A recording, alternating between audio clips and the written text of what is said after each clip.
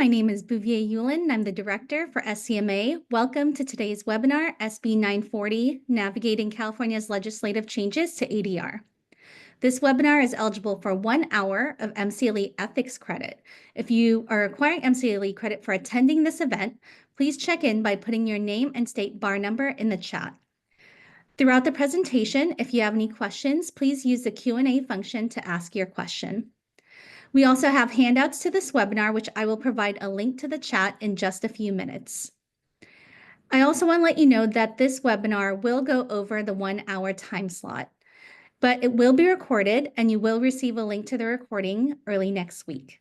I would now like to introduce SCMA President Claudia Brown-Coulter. Thank you, Bouvier. Hi, thanks everyone for joining. I'm Claudia. I'm really excited to be here. And so before I introduce Anna, I need to give you some really important updates. So to begin with, there is an important MC3 update. You know that MC3 has played a critical role in setting high standards for mediation. However, with the introduction of SB 940, which takes effect on January 1st, the state bar will now initiate a new voluntary mediation certification program. Consequently, MC3 will be winding down its program as of December 31st. We deeply appreciate MC3's contribution and have been proud to support their mission. An exciting note, SCMA has been granted the opportunity to nominate a member to the State Bar's working group for SB 940. This is a significant honor, as SCMA is unlike any other mediation organization in the state. We are committed to helping all mediators, regardless of their background, to advance the field. The nomination is a testament to our active role and influence. It's crucial that everyone stays connected with SCMA and considers becoming a member to stay informed and engaged with these essential developments. So, in conjunction with that, I'm pleased to announce a little promotion just for new members for the month of December. So if you are a new member joining in the month of December, anyone who signs up in December will automatically receive a free month of membership. It's really important to stay plugged in during this transformative time. So this is for our new members. Okay. Not taking up any more of your time, let me introduce our special guest. I'm delighted to introduce Anna Sambold. She is a distinguished member of our community and a leader in the field of dispute resolution. She is fluent in Spanish and she specializes in complex commercial and civil litigation, having successfully mediated over 1,000 cases involving multinational parties. She serves on several prestigious ADR panels, including AAA and ADR services. She also teaches as an adjunct professor at the University of San Diego School of Law and speaks at major conferences globally. Today, she's going to address us on SB 940, providing insights into the recent legislative developments impacting our professions. As a former board member of SCMA and the immediate past chair of the ABA's dispute resolution section and the current policy officer, Anna plays a significant role in shaping the future of mediation and arbitration. Her dedication to diversity and the empowerment of women in the legal professions has set her apart as a trailblazer and a role model. And I'm sure there's a million other things that I could have said that I have left out, but please join me in warmly welcoming Anna Sambold as she shares her invaluable perspectives, insights, and opinions with us today. Welcome, Anna, and thank you so much. Thank you, Claudia. Good afternoon, everyone. I'm delighted to be here to provide you a good overview of this new law. I'm thrilled to see that we have 125 participants today. That's very exciting. So I hope to provide a really good overview of this new law. And because we're giving ethics credit, we're going to provide, I'm going to emphasize, provide a good refresher of the ethical rules, especially for mediators in California. So let's dive in. Senate Bill 940 or 940 was introduced by Senator Tom Umberg on January 17 of this year, and it was signed into law by Governor Newsom the last September 29 of 2024. So this law substantially affects ADR in California. How? Well, first of all, it requires this California State Bar to create a certification program. On how they do that by adding an Article 10.1 to the Business and Professions Code. At the same time, SB 940 adds 2 sections to the Civil Code, imposing new restrictions to California consumer arbitration law. And at the same time, amends the California Arbitration Act by amending and adding new sections. All this, the official copy of this law is available online, and you can find it online at this link. So the SB 940 has 8 substantive sections. So I'm gonna go through the sections one by one, and I'm gonna concentrate in when we're talking about this ADR certification, we're gonna be talking about all the ethical rules. I'm gonna provide you a refresher on the ethical rules, especially for mediators. So, so that's the first section, everything related to the ADR certification. And then the sections 2 to 8 are basically about consumer arbitration, disclosure, solicitation, subpoenas, and discovery, and consumer arbitration. So with that, let's start with section 1. So section 1, as I mentioned, in section 1, SB 940, it states or directs the California State Bar to create ADR certification program. So this certification program is for institutions and individuals, and ADR providers as institutions and neutrals as an individuals. This program shall not require the practitioner to be a licensee of the State Bar. So this certification is going to apply to lawyers and non-lawyers. And to be eligible to be certified, the providers or the institutions or the individual neutrals, they have to establish procedures to become certified. And under the certification, and in order to be eligible, the person or the institution asking to be certified, they have to prove that they are asking the most required, the arbitrators, to comply with the ethics standards for neutral arbitrators and contractual arbitration. And for mediators, they have to either arbitration or the ADR provider or the neutral, it conducts mediation. It must require the mediators to comply with standards that are equivalent to the rules of conduct for mediators in court-connected programs for general civil cases. And I'm gonna go in detail into these ethics standards, but for now, I just want to give you an overview of section 1. At the same time, section 1 provides that the association institutions or neutrals, they need to have procedures in place for people to make complaints regarding the failure of the mediator or the arbitrator to comply with the standards. And they had to provide procedures to remedy those failures. At the same time, section 1 provides that they're gonna have different levels of tiers for certification, and the higher levels of tiers are gonna be awarded to firms or providers or neutrals that demonstrate a high level of commitment to accountability and consumer protection. So these levels of tiers for certification do not reflect an assessment of the quality of the firm or the provider or the neutral.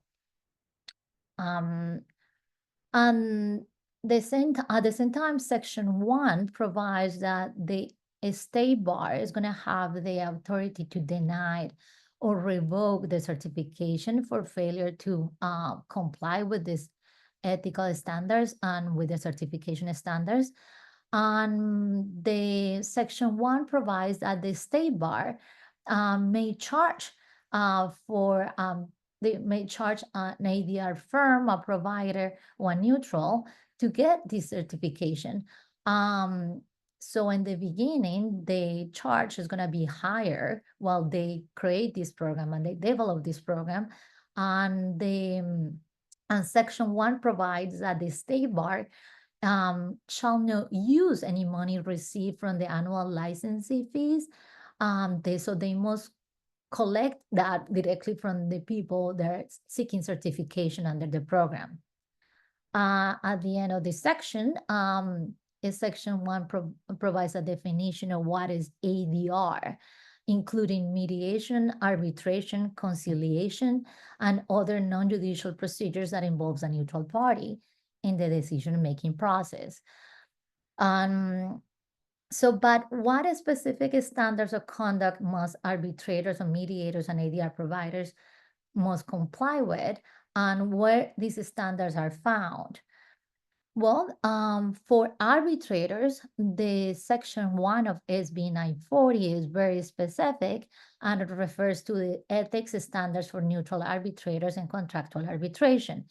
These standards were adopted by Judicial Council, and they were effective since July 22, and they can be found online in the California court website. And this is a little overview what these ethics standards for neutral arbitrators provide. Standard 1 provides the intent and the purpose and construction of these ethics standards. They provide the definitions, the general duties, and duty to refuse appointment, and disclosure, additional disclosures in consumer arbitrations. By the way, the disclosures in consumer arbitrations, I want to mention that as an arbitrator of consumer cases, I have done tons of consumer arbitrations, and it is unbelievable the amount of disclosures that an arbitrator has to do in California. We have the most stringent rules in regard to disclosures in the country. So, and these standards, I wanna emphasize these requirements, these ethics standards were effective since July 2002. So this is not something new. This is not something that is totally new. It had been applicable since 2002. At the same time, these ethics standards provide standards for and talk about disqualification, the duty to refuse gift, duties and limitations regarding future professional relationships and employment, ex parte communication, confidentiality standards, compensation, and marketing.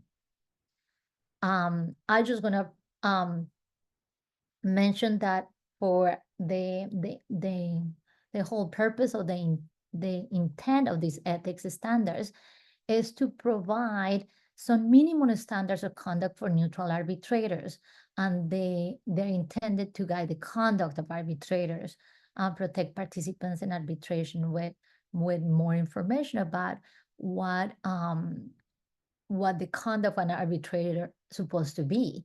So, but at the same time, these standards provide that the arbitrators are responsible to the parties, the other participants, and the public for conducting themselves in accordance with these standards. These standards are not intending to affect any existing civil cause of action or create any civil cause of action. So if an arbitrator violates one of these ethics standards, that doesn't mean that you can bring a civil cause of action against the arbitrator. And that's what it specifically says, the subdivision D of standard, the first standard. So what about mediators? As SB 940 in Section 1, it specifically mentions that in the mediators that are seeking to be certified, they must comply with rules that are equivalent to the ethical standards for mediators and provided in the California Rules of Court for court-connected mediation programs for general civil cases. But these are not the only rules in California for mediators. We have the standards of practice for California mediators that were promulgated by the California Dispute Resolution Council. We have the model standards of conduct for mediators jointly promulgated by the AAA, the ABA, and ACR. But since SB 940 specifically mentions the California Rules of Court for court-connected mediation programs, I'm gonna be talking more about those rules. But I want you to know there are other rules that are applicable, especially for lawyer mediators, like the California Rules of Professional Conduct, Rule 8.3. That one is a new rule that it was effective August 1st, 2023. That is about an obligation for any California licensed lawyer to report professional misconduct. This is one of the newest rules for the California Rules of Professional Conduct, Rule 8.3. And judicial officers are governed by the Code of Judicial Ethics.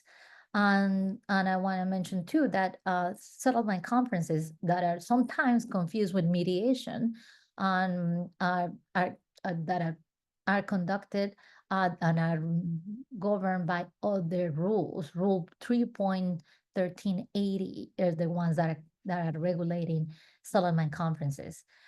So let's go back to the rules of conduct for mediators in court-connected mediation programs for general civil cases, because those are the ones mentioned in Section 1 of SB 940. Remember, any mediator seeking to be certified in the decertification program, they must comply with these ethics standards or equivalent to these rules. So these ethical standards are available online too at the following link in the California Court website. Remember, I have provided my PowerPoint presentation to SCMA, so you will have access to this PowerPoint, but and to the links. But I wanna talk a little bit more about these ethical rules for mediators for court-conducted mediation, because they are the ones mentioned in SB 940. My assumption that the SB 940 is referring to these rules, I believe, is because these are the higher ethical standards for mediators. Because when you're a mediator that is part of one of the panels for any superior court, like for example, I'm part of the San Diego Superior Court mediation panel. And when you join the panel and you get approved to be a panelist for the court, you must comply with all these ethical standards, and you need to take every year, you need to take a class and a CLE just to update and certify that you are updated and you know about these ethical rules. And so why? I guess because they want to be the public, participants in mediation, always going to believe that the mediators in these court-connected programs are extensions of the court. And so they're kind of representing the court in some way. So that's why the California Rules of Court, they have these specific ethics or rules of conduct for mediators in court-connected mediation programs. So the mediator conduct is super important to ensure public confidence in courts and in the court mediation programs. And that's why probably SB 940, that's my assumption, that's why they refer to these ethical rules. because as I mentioned, there are different ethical rules that govern the ethics of mediators in California, but these are specifically provided or refer in SB 940. So this is an overview of what these rules of conduct for mediators and court-connected mediation programs provide. They are all, remember, available online. Article 2, the rules of conduct, and they start with Rule 3.850, providing the purpose and application definition, what are the talk about confidentiality, impartiality, competence, and the quality of the mediation process. But I believe the core ethical principles provided in these California Rules of Court are basically voluntary participation and self-determination, confidentiality, impartiality and neutrality, and competence and integrity. Those are the core ethical principles provided in these rules of conduct for court-connected mediators. So, and I wanna talk a little bit about each of these core ethical principles, starting with voluntary participation and self-determination.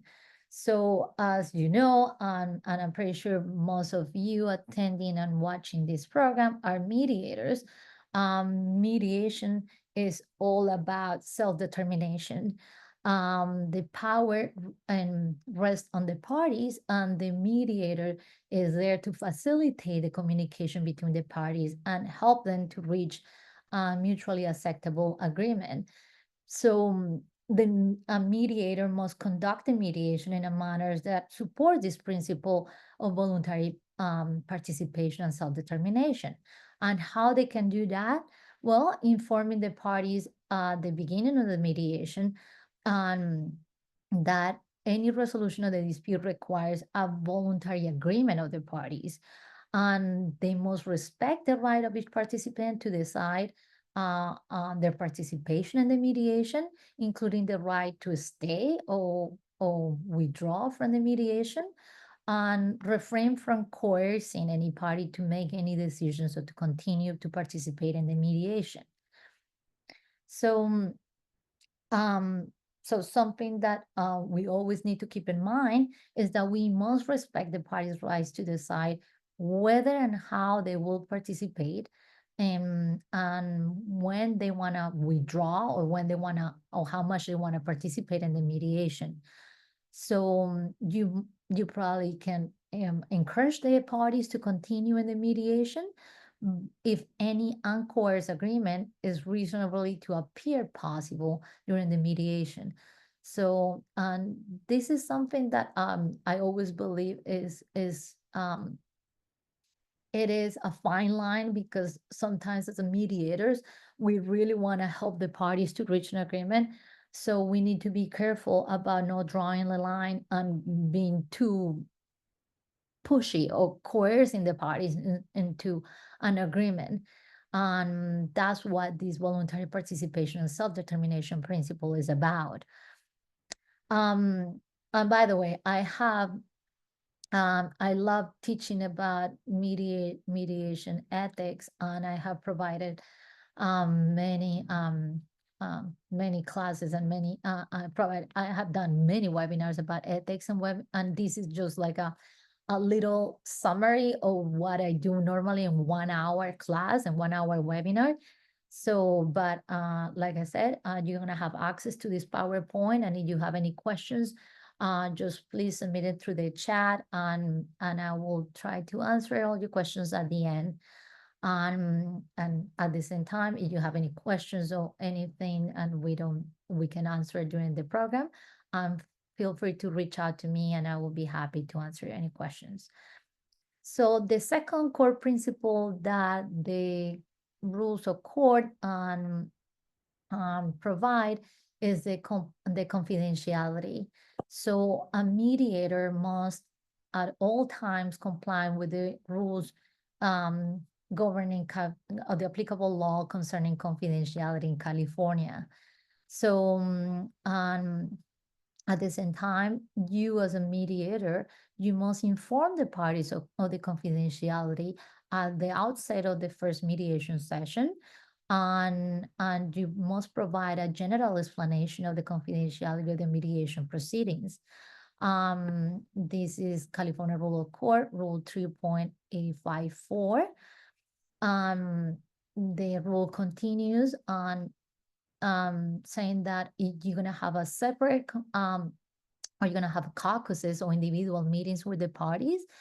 You must speak separately, and you must first discuss with all participants the mediator's practice regarding confidentiality for caucuses or for separate communications with the participants.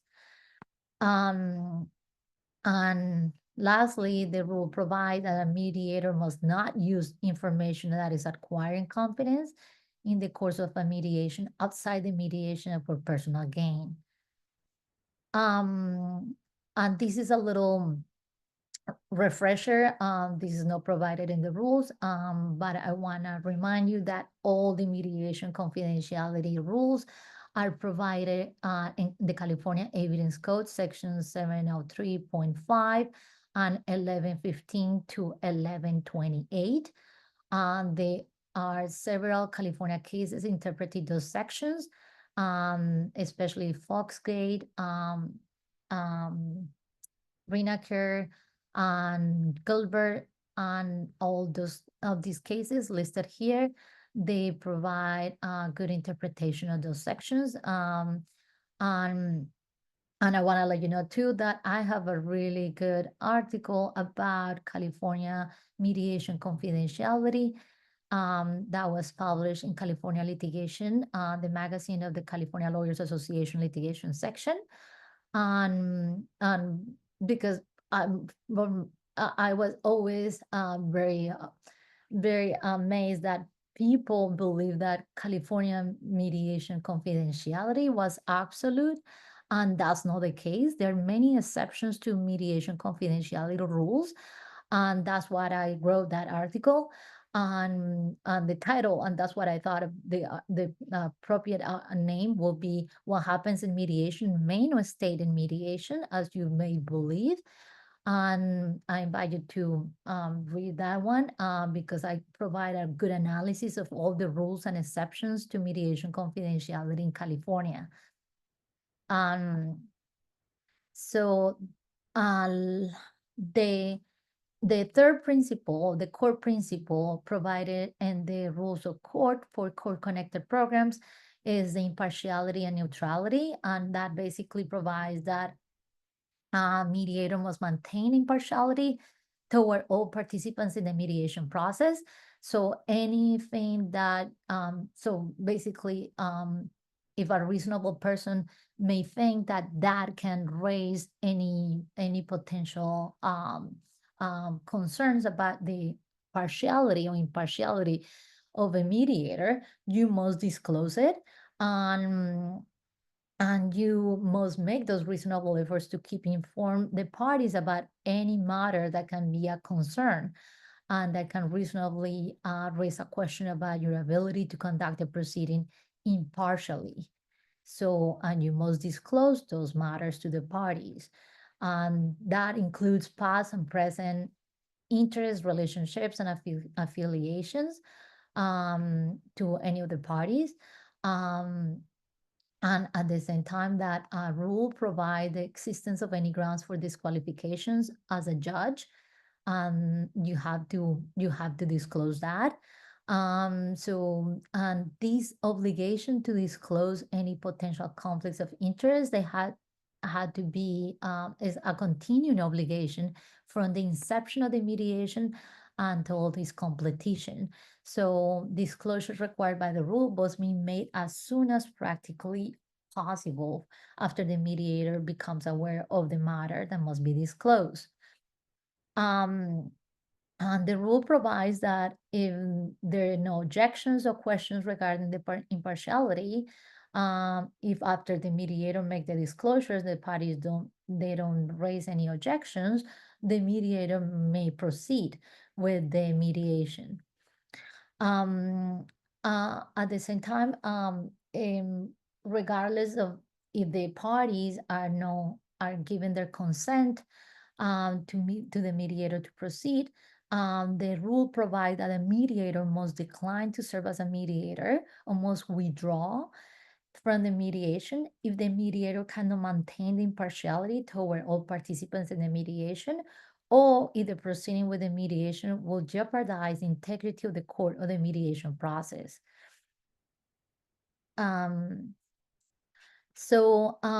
four core ethical principle provided in the California Rules of Court is competence.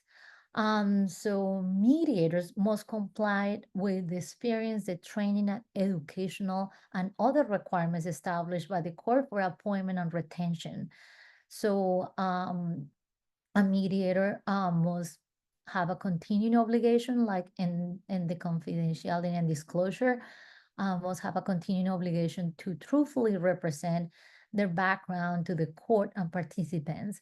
I don't know if you probably hear about, a few years ago was a famous case here in San Diego, where I'm based, about mediator being sued by one of the parties because they misrepresent something in the resume. That was the allegation made by the plaintiff in that case. So I get your attention to this part because that is one of the ethical concerns provided in the California Rules of Court.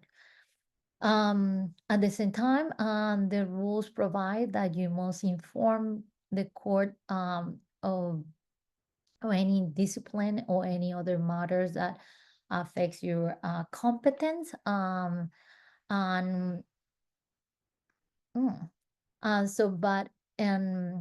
the other ethical principle regarding the competence too is related to the quality of the mediation process, because the mediator must conduct a mediation timely and in a way that is fair. But when we're talking about fair, we talk about the procedure, no the substance of the mediation. So because procedural fairness is the duty for the mediator, is the duty to have a balanced process in which each party is given the opportunity to participate and make and coerce decisions. So the important elements include have a process that is transparent, and the neutral need to be impartial to the parties, and they must give the opportunity to all the participants to be heard equally. So remember, this rule and this specific rule refers to the quality of the mediation process that is different for the fairness of the outcome. The mediator is required to conduct the mediation in a manner that is fair, but the mediator is not required to ensure fairness of the agreement reached by the parties. That is specified and clarified in the rules and the California Rules of Court, and I want to mention that and highlight that because that is important. And going back to SB 940 Section 1, that is talking about in order to be eligible for the certification, the provider, the firm of the neutral, they must comply with this ethical rules that I just mentioned, and at the same time, they must have a process for the public to make any complaints about the mediators or the arbitrators. And the SB 940 in Section 1 specifically mentions or provides or refers to the complaint procedures for mediators provided in the California Rules of Court. And these are equally, they're really long too, but I want to give you here an overview of the process, of the complaint process. And something that I want to emphasize is that the rules provide that the complaint proceedings must be private and confidential, and they must have a complaint coordinator and a complaint procedure in place. And so in that way, if somebody files a complaint against the mediator or the neutral, they must have, they must go through this process provided right here in the California Rules of Court. So, but in summary, and just about section 1, I want to emphasize some of the key points. This certification program is voluntary for ADR firms, for providers and practitioners. So it doesn't, it's not a mandatory certification process. But after listening to the Senator Tom Umberg, the author of the bill, he was given an interview last week, and he confirmed that, yeah, that the process is going to be, the certification is going to be voluntary, but he was hoping that that the market will push everyone to get certified, because and I guess that's going to happen because at the end of the day, I believe the public and people are going to believe, well, this mediator is not certified, but this one is certified. So so they're always going to go for the certified one. So it's going to be kind of a social pressure to get certified. And at the same time, this ADR certification program, I want to emphasize that it will apply to lawyers and non-lawyers. I'm wondering about how the state bar is going to have authority or the power to regulate non-lawyers. And at the same time, the certification is not designed to assess the quality of the dispute resolution services, because remember, the neutrals, they don't have to prove that they're competent or they're trained or they have experience as mediators or arbitrators. So, and I believe and this is my opinion, I believe this is gonna be very misleading, because people probably gonna believe these mediators certified, so they must be really experienced, and they have a lot of training, and it must be really good because it's certified. But the certification program is not designed to assess the quality of the dispute resolution provider or the mediator or the arbitrator. Um, they're just gonna they're gonna just assess the how the provider or how the neutral is complying with the ethical standards of conduct for mediators and arbitrators. Um, um, Another good point that I want to emphasize is that the bill is gonna authorize the state bar to charge a fee, and so that is gonna be pretty high. I'm pretty sure it's gonna be significant in the beginning because they're gonna have to use those fees to create and develop the program. The state bar is not authorized to use the money that they receive from lawyers, from the licensing, from licensees. So they're gonna have to charge significant fees, especially in the beginning of the program.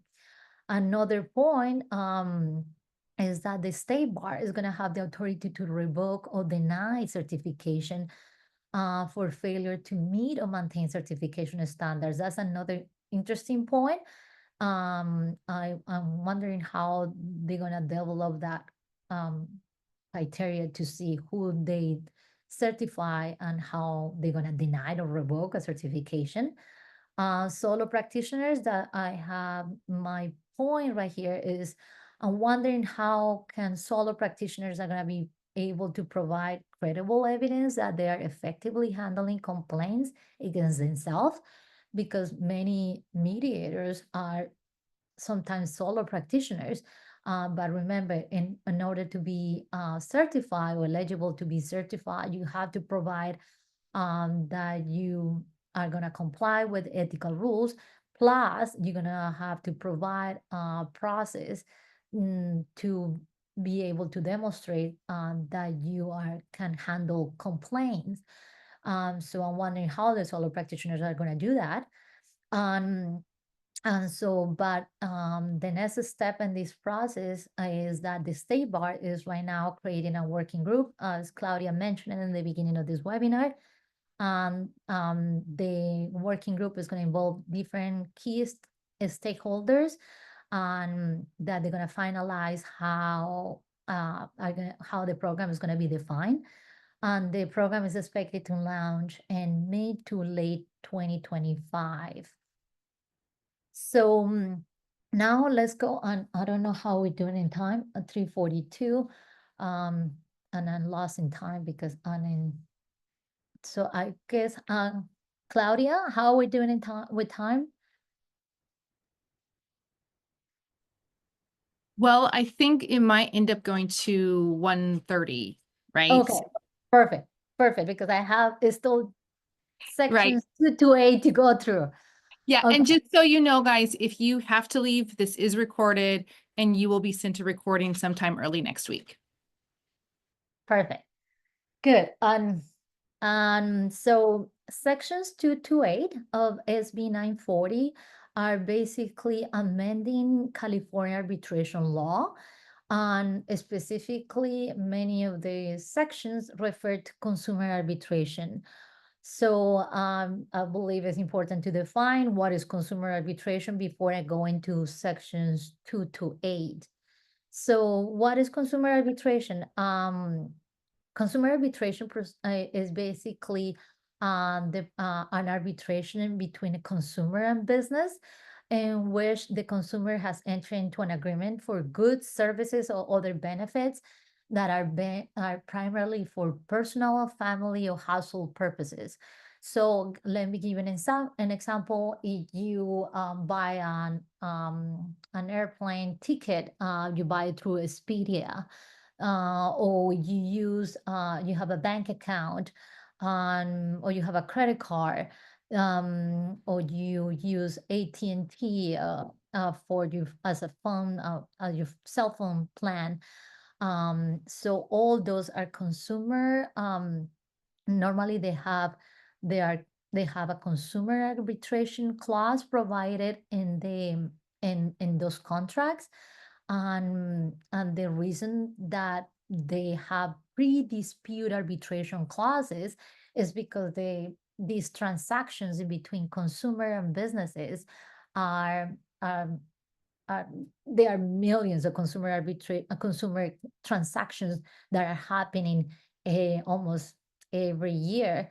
And so big businesses all normally provide in these consumer contracts pre-dispute arbitration clauses. So in case that any dispute arises in between the consumer and the business, the parties they need to go to arbitration in order to resolve their dispute. So as I mentioned, these clauses are often found in contracts for the sale of goods or services, for memberships, for financial products or services.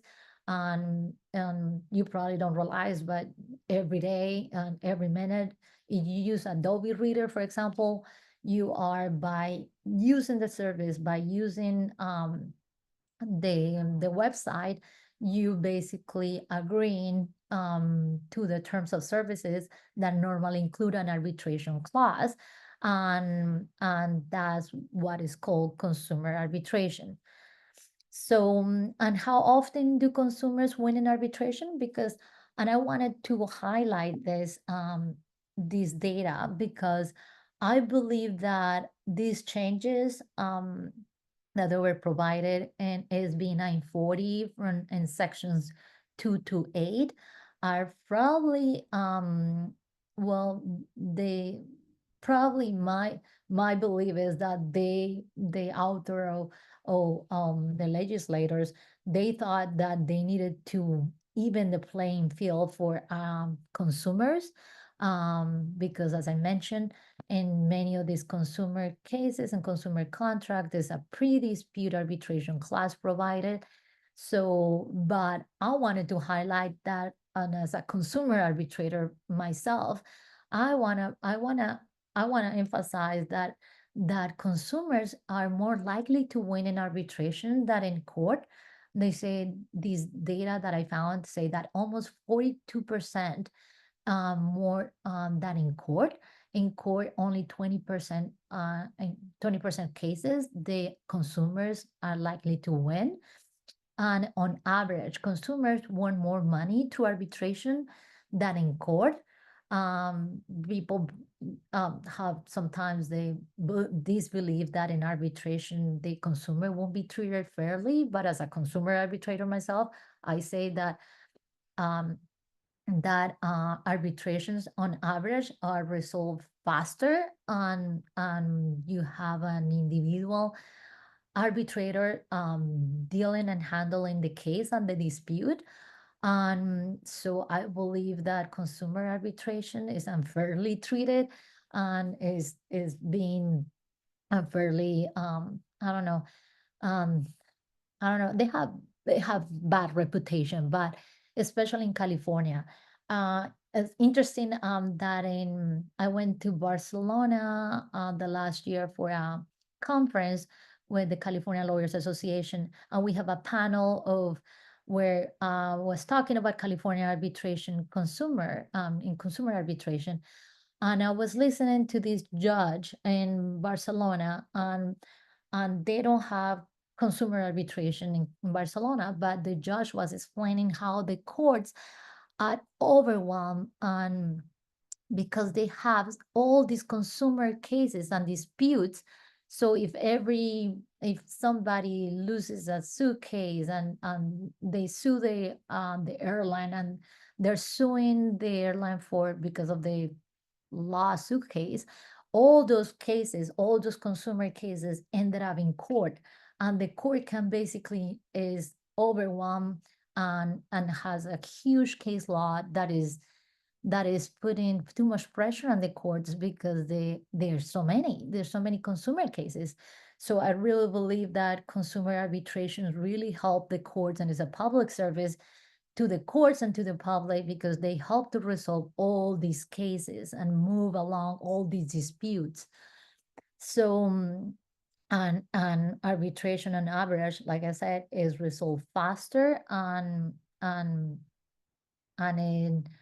and the consumer, like I said, is probably had more chances of winning. But this is kind of, I wanted just to give you an overview of consumer arbitration, because sections 2 to 8, they make different changes to consumer arbitration in California. So let's start with section 2. Section 2 basically is adding 2 restrictions to consumer contract, and is basically providing that a seller shall not require a consumer to arbitrate outside of California a claim that is arising in California, and under the substantive law of another state. So if the claim arises in California, they must be arbitrated in California and under California law. California law must be the substantive law applicable to the arbitration. So please keep in mind that the section 2 provides that the claim is the one that has to be arising in California. Doesn't say anything about the domicile or the residence of the claimant. But if the claim originates in California, it must be arbitrated in California and under California law. The second part of this section provides that in any provision of any contract violates this provision, this section is voidable by the consumer, and the matter shall be adjudicated in California and obviously under California law. And the consumer who is enforcing the rights under this section can ask for reasonable attorney's fees that he incur in enforcing these rights. For purpose of this section, adjudications include litigation or arbitration. So if the consumer is alleging that the consumer contract violates this provision, that is forcing them to arbitrate outside California under the law of another state, they can sue in California and they can get reasonable attorney's fees. On this section, and I want all of you, if you're drafting arbitration clauses, if you are representing clients in consumer arbitration, if you are a consumer arbitrator, be aware that this section applies to a contract entered into, modified, or extended on or after January 1st, 2025.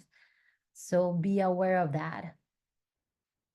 The section 3 talks about consumer arbitration and small claims, and basically provides that in a consumer contract, the consumer must be given the option to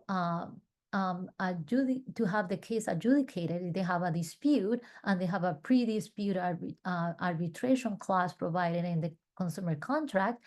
They must have the option to take the case or the dispute to a small claims court. And the Small Claims Act, I want to just mention that provides that the amount in dispute to be eligible to take any claims to a small claims court is up to $12,500. So if the consumer has a dispute that is under this amount, under $12,500, they need to have the option to take the case to a small claims court.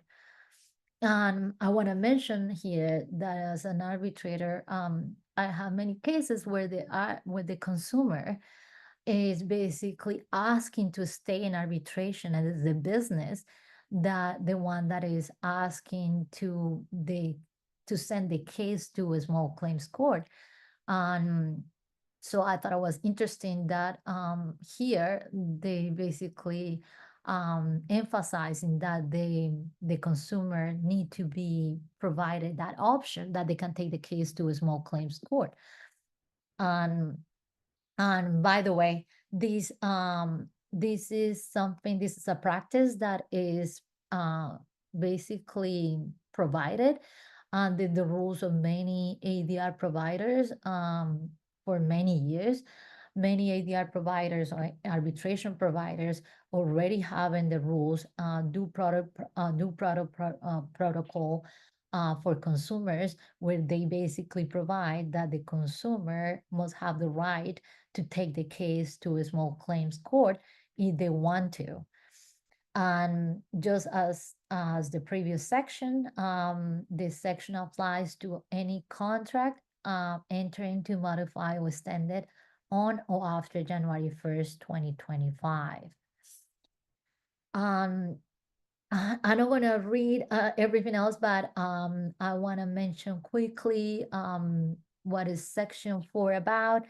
Section 4 is about disclosures and arbitration, and it provides an extensive list of disclosures, but are basically referring to in any arbitration, the neutral arbitrator need to disclose all matters that can, in general, cause a person to be aware of any of the facts to reasonably entertain a doubt that the proposed neutral arbitrator will be able to be impartial. So they refer to the existence of any grounds specified for disqualification of a judge. All this in blue is basically is not provided in SB 940. I just added just for informational purposes because it is basically what the section 170.1 for disqualification of a judge provides. And it continues, is a long list of disclosures of what they need to be disclosed. And all this is applicable to judges, it's going to be applicable to arbitrators. But as I mentioned before, all these disclosures and rules for disclosures are effective since 2002. So this is not something new. And right here, I just emphasize that these ethics standards for neutral arbitrators and contractual arbitration, they require these disclosures, and they had been effective since July 2002. And so I invite you to spend some time reading those disclosures in detail, because Section 4 is very extensive, and it basically provides a list of everything that had to be disclosed. And an interesting part on new, I guess a new provision is the solicitation. So for purposes of this section, the solicitation refers to now solicitation is basically regulated in Section 4. They define solicitation by ADR providers or arbitrators as private presentations made to a party or a lawyer by a party, by the private arbitration company or the arbitrator, or any discussions or meetings or negotiations to designate the private arbitration company as the arbitrator provider in a specific contracts, and doesn't include the following: advertising to the general public, communications indicating general willingness to serve as an arbitrator. And remember, this is applicable to arbitration and arbitration companies and neutral arbitrators, individuals. As regulated solicitation and disclosures. So during the pendency of the consumer arbitrator, a solicitation shall not be made of a party to the arbitration, of a lawyer for a party to the arbitration. So this is the new aspect of I guess of the disclosures for arbitrators. This section is Section 6 is also new, refers to subpoenas in arbitration, and basically emphasize and provides that the neutral arbitrator now may issue subpoenas for the attendance of witnesses and subpoenas for the production of books, records, documents, and other evidence. And in Section 7, basically expand the discovery rights in arbitration. And in my opinion, Section 7 is basically transforming arbitration into litigation, because one of the differences between litigation and arbitration was that in arbitration, normally the parties didn't have all the full discovery rights that the parties will have in litigation.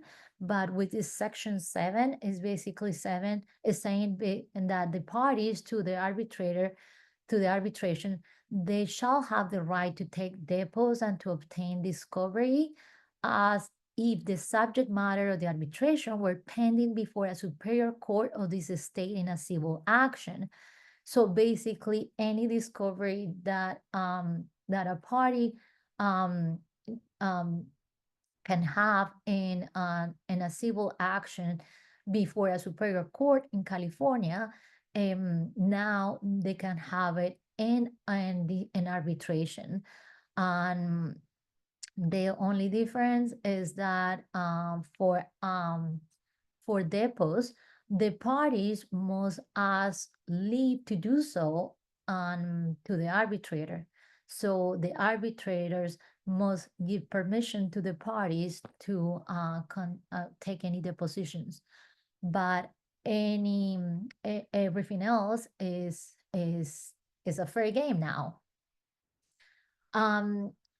Lastly, Section 8 of SB 940 repeals a section of the Code of Civil Procedure, that is the California Arbitration Act. And basically, by repealing this section, SB 940 is providing, is deeming that all the discovery rights incorporated before into every arbitration agreement that that involves personal injury or wrongful death act are basically now included in any arbitration. So as I mentioned before, any all the discovery rights that a party will have in superior court in a civil case, they're now available in arbitration. Section 9 basically provides that this act is severable. So if any provision of this act is held invalid, that invalidity shall not affect other provisions or applications that can give an effect to the invalid provision of application. So, wow. Okay, so with that, I'm gonna take any questions, but before I answer all your questions, I wanna provide my contact information right here. This is a QR code for my LinkedIn profile, and I guess it's easier just if you have any questions, feel free to reach out. This is the QR code for my LinkedIn profile, and this is my email address on my website. Anna, I'm sorry. You're not sharing your screen. I'm Can you- not? No. Oh, that's so weird. Oh, No, I can see it, Bouvier. I can see Oh, it. really? That's so Yeah. weird. Why can't I see it? Okay, thank you. okay. Okay, good. So, but hopefully everybody can see it. This is my contact information. So I wanna stop sharing and see if we have any questions. Oh, yes, I see we have tons of questions. So let's go to, should I go to the Q&A or to the chat? Go to the Q&A. Q&A. Oh, good, because the chat has 85 comments. So, gosh. Okay, Anne. Nice to hear from you. Okay, let's see. With respect to the statement that mediators are not required to ensure fairness in the agreement, are there any exceptions? Not that I know, Anne. The question, and I want to emphasize that the California Rules of Court specify that in the comments. So, yeah, the obligation for the mediators is to ensure fairness in the process. So you need to give an equal amount of time for each party to be heard, and you need to be balanced and you need to be impartial. That's what the ethical requirement is about the mediator ensuring that is providing a fair and balanced process in the mediation. Let's go to the following question. Will SCMA make available a complaint management process for independent mediators? Oh, well, that's a question for SCMA. But I will say that in order to be eligible to be certified by the state bar,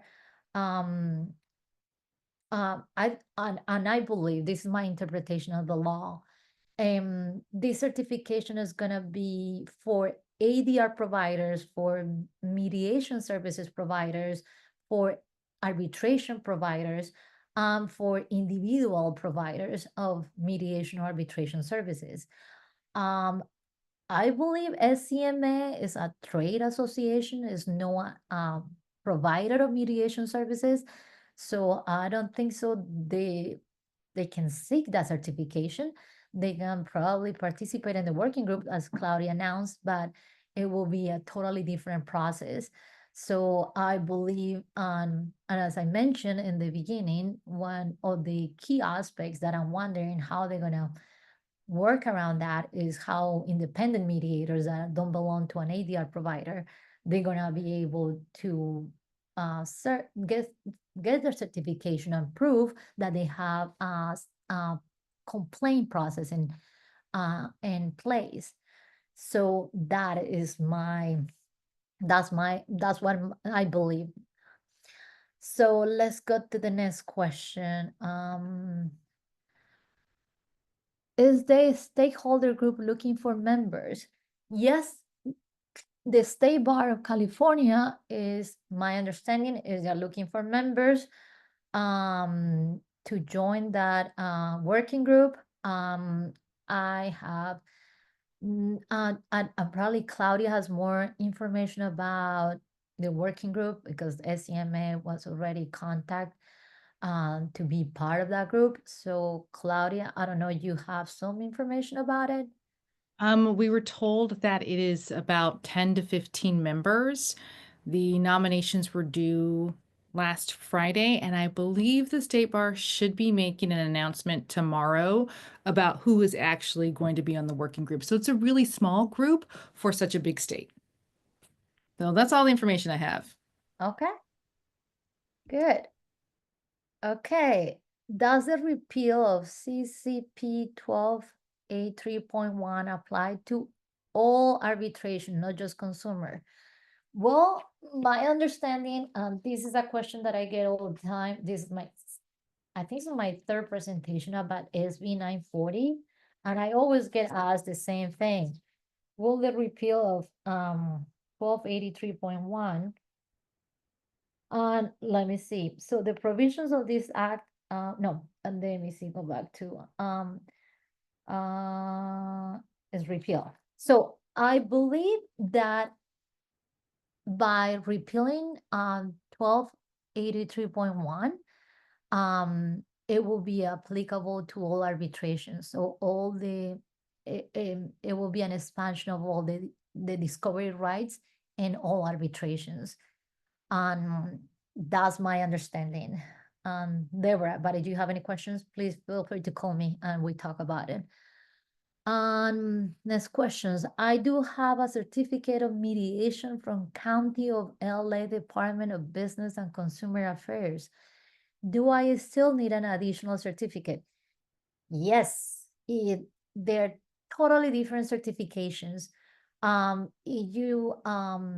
If you were certified by a mediation program from the Los Angeles County Department of Business and Consumer Affairs or any other entity, that is a totally different certification from the certification provided in SB 940.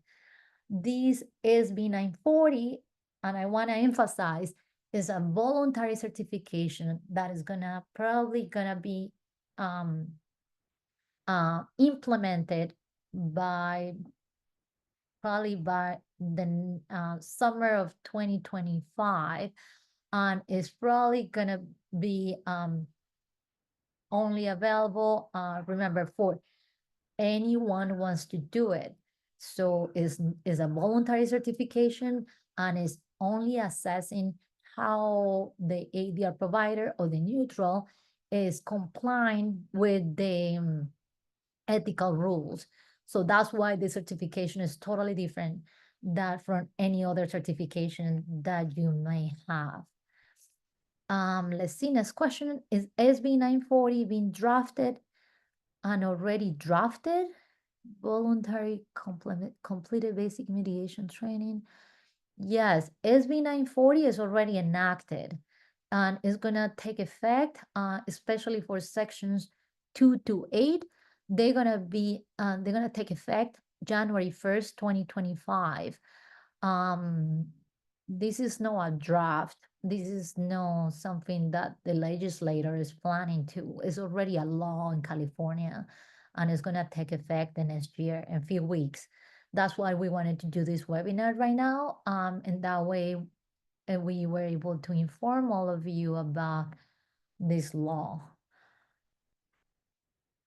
Okay, let's see, next question. Due to the confidentiality rules prevent a party to a mediation from disclosing information to others on social media, for example, no in furtherance of any subsequent litigation, Many agreements provide that no information can be used in any further litigation proceeding.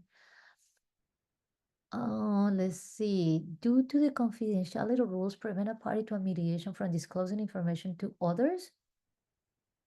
Yes. The confidentiality rules in California are very strict, and basically, anything said or any writings prepared for a mediation, um, they are confidential and they're inadmissible in later civil proceedings. So anything that you say to your lawyer in connection with a mediation, or anything that you say to the mediator, or any writing that you prepare, any report that you prepare for the mediation is confidential. I hope that I answered that question. And I want to emphasize too that there's always people always believe that mediation confidentiality is absolute. As I mentioned, it's no absolute. There are different exceptions, and there are a lot of exceptions to mediation confidentiality. So you're looking into trying to find out if something is confidential or no, go and look into those exceptions and email me, and I send you a copy of the article that I wrote for the California Lawyers Association, analyzing all the rules and all the exceptions for mediation confidentiality. It appears as though legislators do not have a working plan in place for this SB 940. No, they don't have the working group. You're referring to the certification? No. The legislator is basically directing the state bar to create the certification program. So the state bar is basically trying to put together a working group and trying to define how they're going to create that program and what are going to be the rules or the parameters to implement that program. But no, they don't have anything so far. Are there any educational requirements to qualify for SB 940? No. As I mentioned, SB 940 certification only is gonna only be assessing how ADR providers and individual neutrals are complying with the California ethical rules and how they're implementing a process to handle complaints by the users of mediation of arbitration services. And that's what I believe the certification process is going to be. This certification is going to be misleading the public because probably people are going to think that, oh, this person or this neutral is certified, so they must be really good and has a lot of experience, and that's not the case. The certification doesn't going to assess any level of training or competence of experience.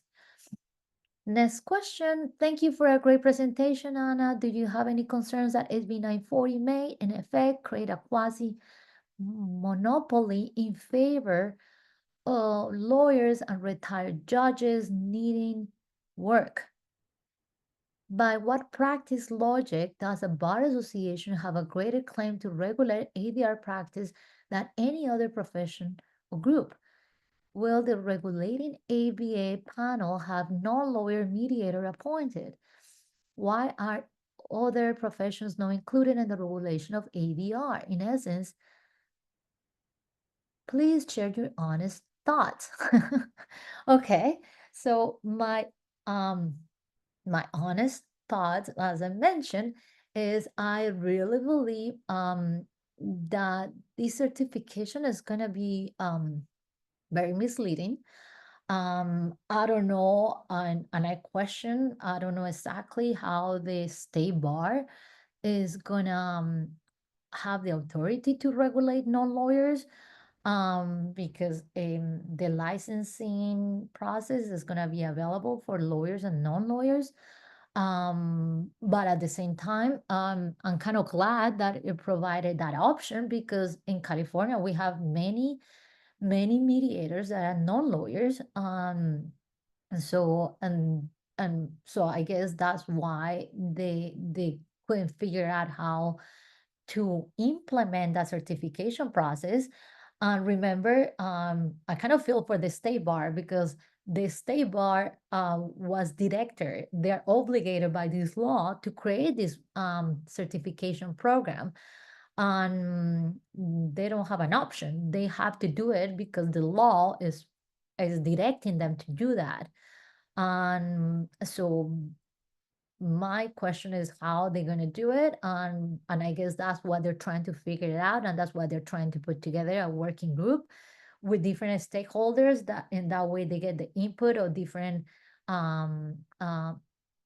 different providers, different stakeholders, and in that way they can provide a certification program that is balanced and is that it will be I don't know, reasonable. That's my honest opinion. So let's see where we can get the certificate from. Oh, State Bar is the one that is gonna be handling all the certification process, and probably they're gonna be launching that program in next summer. And it's still a little confused on the certification. It is completely voluntary? Yes, it is. So people, mediators, arbitrators, ADR providers, and other ADR professionals are it's up to them if they want to get certified or no. It's no like they have to, it's no mandatory. But as I mentioned, the legislator and the author of the bill, he provided and he mentioned it that his hope was that the market will push all the ADR professionals in California to get certified. And so eventually everybody will have to be seeking certification. Um, uh, let's see. Explain how SB 940 can about due to Girardi fiasco and the misconception. Okay. Yeah. So the whole point of why we ended up with this law, and I want to provide a little background on on the senator, the author of the bill, SB 940, he confirmed last week in his interview that the whole reason of why he proposed this bill is because of what happened with Tom Girardi. For all of you that don't know, Tom Girardi was a famous personal injury attorney in Los Angeles. He mishandled the money from his clients, and money that was deposited in his trust account. On an article was written about the whole fiasco, on in the article. The article confused the terms mediation and arbitration and court-appointed neutral or special masters, and basically said that all mediators and arbitrators and special masters were helping Tom Girardi, and basically they confused the terms, and they basically said that mediators and arbitrators, they needed to be regulated because everything was done in confidentiality. So and what really happened with Tom Girardi is that when he was representing multiple victims of, for example, a plane crash, he was handling all the money and all the damages that he was recovering for his client, and he was depositing those funds in his trust account. The courts, sometimes they have special masters or court-appointed neutrals that they help the courts overseeing the management of those funds and being sure that they're distributed to the victims of the and of accidents like this one. So, but what happened is Tom Girardi, as soon as that money was deposited and was in his trust account, he misused it for personal purposes. And because there were some court-appointed neutrals involved, so all the neutrals by default, they got involved into, oh, we were helping Tony Dardy basically mishandling funds. So that's why that's why the author of the bill wanted to um, um, come up with the certification process and kind of remind everyone about the ethical rules. But the sad part, and that's what I'm kind of sad, is that this SB 940, the whole reason of why we ended up with this law, and this new certification is because it was about Tom Girard, he never went to mediation or arbitration. He was using court-appointed neutrals, but not even the court-appointed neutrals, they were having access to the funds and to the money. So that's what I believe there's kind of unfair that now we ended up mediators and arbitrators, we ended up being regulated and with this new certification process. When the whole reason why, I don't know how this law is addressing the problem that addressing what happened with Tony Dardy's case. Let's see. If the state bar regulates lawyer mediators, will lawyer mediators have to follow the rules for client trust accounting? No. Remember, this new certification process is just going to be an assessment of how the individual neutral or the ADR provider is complying with the ethical rules. Is not related to the client trust accounting, and that's why I believe it's pretty. I don't know how this new law is addressing the problem of attorneys mishandling clients' funds in their trust account, because one thing doesn't have anything to do with the other one. I would like to add this madness started with the former Chief Justice told the LA Times mediation is the practice of law, which is number one, false, and number two, well, okay, no, okay, who's ready to start repeal effort to a bad law? Okay, that's a comment. Okay, actually the ADR professionals in question with Girardi were almost exclusively retired judges, no private mediators, arbitrators, or neutrals. I want to clarify, the neutrals, mediators, arbitrators, as you know, sometimes are retired judges, and sometimes mediators and arbitrators, they serve as special masters or court-appointed neutrals. But as I mentioned, even as court-appointed neutrals or special masters, they never have access to the lawyer's trust account. They never can get into that. So that's what I really believe is not fair, what this law is trying to regulate. Tom Girardi, he never went to mediation, he never went to arbitration. Okay, actually the ADR professionals in question, yes, okay, answer. For your information, I don't know why the chat identifies me with interaction management. Okay. So is the working group to determine how to implement only, because it sounds like the criteria is already set in SB 940. Okay, no, the working group is gonna probably be to determine what is the criteria to, or how the program, the certification program is gonna work. That's what I believe.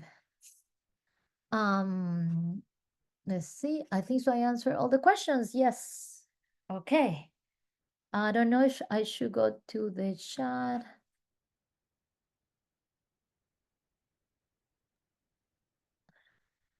I think most of the questions did end up in the Q&A, so I think you're good.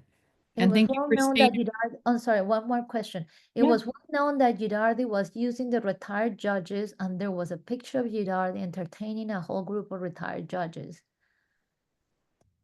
Okay, so I wasn't there, but my understanding is that the retired judges, neutrals that were working in this case, were serving as court-appointed neutrals. Okay, that's my last question. That was my last question. Thank you for staying so long to answer all these questions and providing this information. I know you've got to get back to your day and to your holiday, but on behalf of SCMA and everyone in the chat, thank you so much for being with us today, sharing this information. We really value you and appreciate it. So thank you so much. I wish everyone a happy holidays and be safe. Thank you, Anna. Bye-bye. Happy holidays.